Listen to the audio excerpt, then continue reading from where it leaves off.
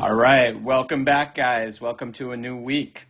Sounds like we could be doing this for a little while longer here. So we're going to continue on today with the real number system.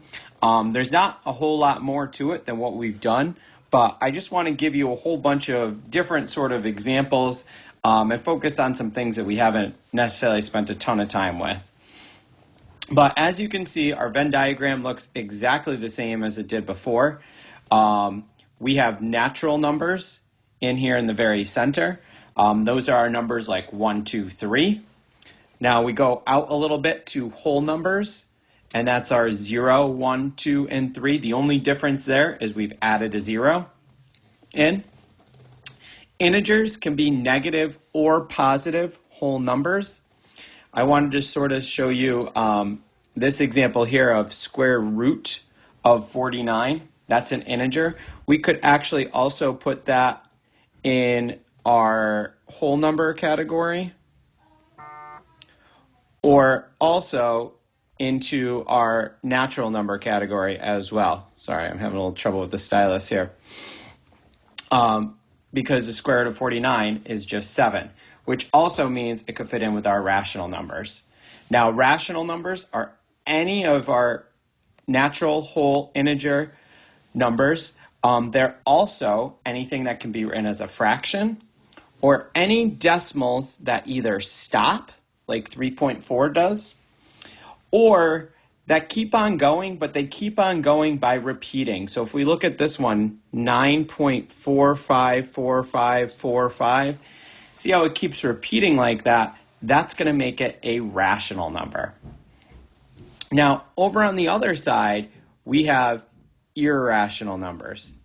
Now, these are numbers that if you were to put them into a calculator, you would see they would be big, long decimals that never end and also never repeat. Okay? So something like pi, we've talked about before.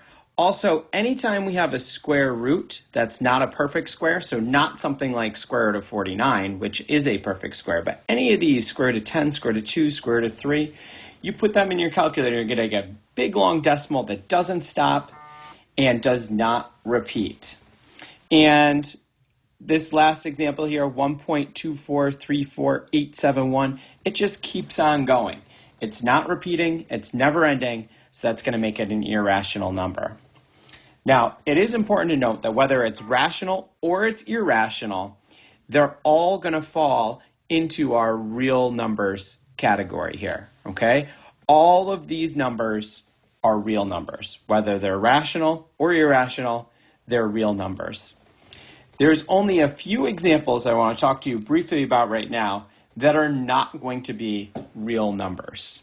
Okay, so if you see anything that you see on this screen right here, that's real numbers.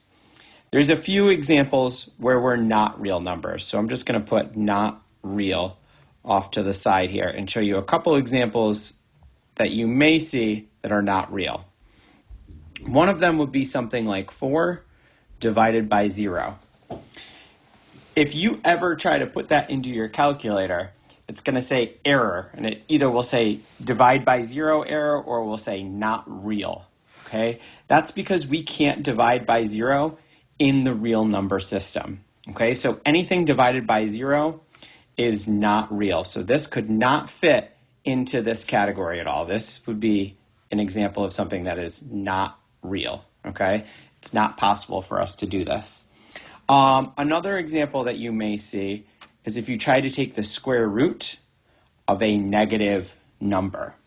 Same idea as dividing by 0. If you try to put that into your calculator, it's going to tell you not real answer, okay?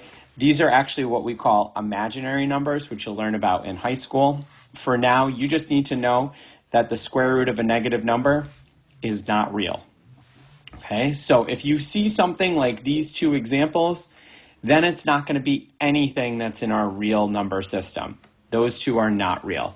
The rest of these are all real numbers. Okay? All right, good luck, and let me know if you have any further questions.